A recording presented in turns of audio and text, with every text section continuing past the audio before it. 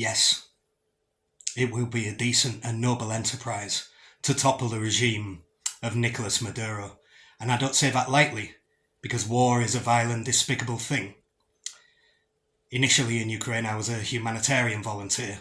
I wouldn't undertake lightly to begin any kind of conflict that results in the loss of life, but Venezuela is a humanitarian disaster and a geopolitical catastrophe. This is the country that is very proudly aligned as the Russian landing ground in the Americas. And in the current global crisis, with the totalitarian hellscapes lined up against the democratic free world, so to speak, within reason. But if you draw the line between totalitarian terror states and the so-called West, the democratic nations, you know where I stand. Venezuela should be a rich country by any metric. It should. It's enormously resource rich. It's geopolitically invaluable. Geographically very well positioned. And it's a failed petrostate. Its oil industry has degraded. Venezuela should be rich, and instead its poverty-stricken people are languishing quite abysmally, languishing wretchedly, beset by hyperinflation that has lasted years. Years. I think it's a constant state of hyperinflation. It's more like occasional mega inflation, hyperinflation on steroids. And they are reliant upon the military for food distribution networks and whatnot.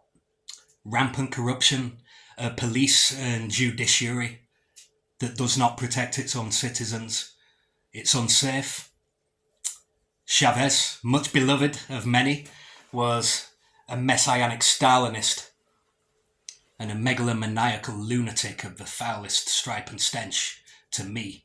Although I will concede that he did give a highly impressive speech at the UN Climate Crisis Summit in 2009. He postulated that, well, how can the system that's destroying the world be expected to save it or to tend its garden, so to speak? And I can concede even when an enemy or a hateful man makes a good point, and he did. That was an impressive turn of phrase, and undeniably so. But he was a messianic Stalinist, and Maduro's just a gangster. Pure scum. Pure scum.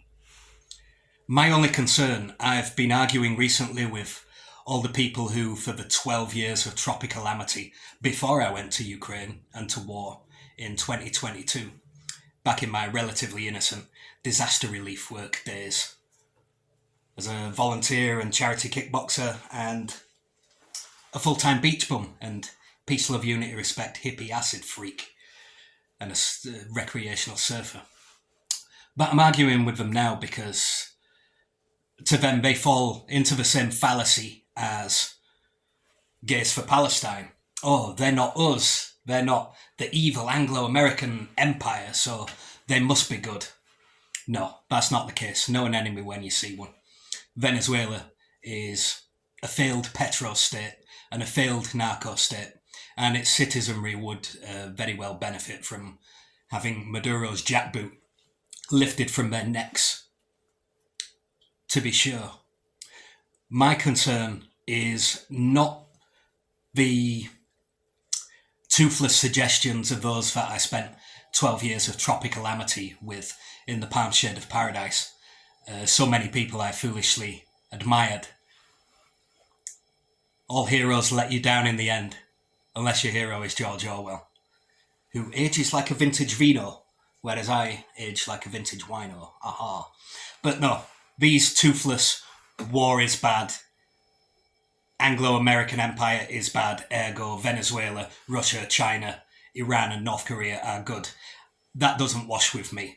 That is masochism being sold by sadists.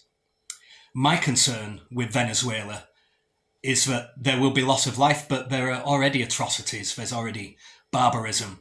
They're already living under the neck of psychopathic criminal gangsters.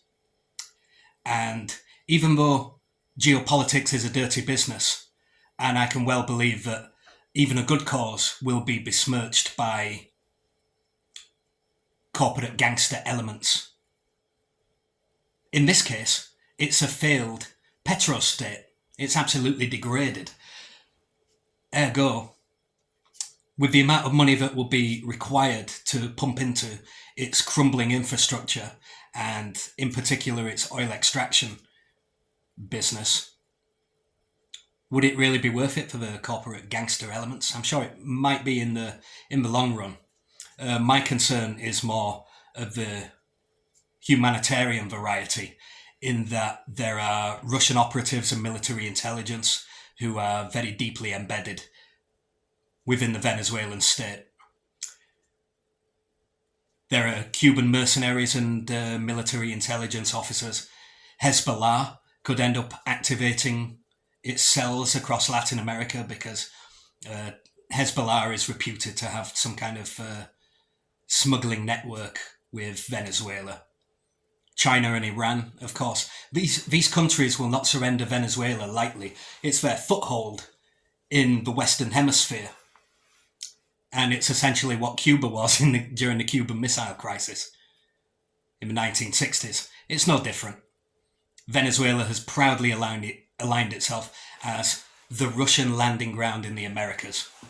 These are dangerous times. We're living in muy peligroso. The tempus is fugiting, and it's the tiempos are fugiting, muy peligroso.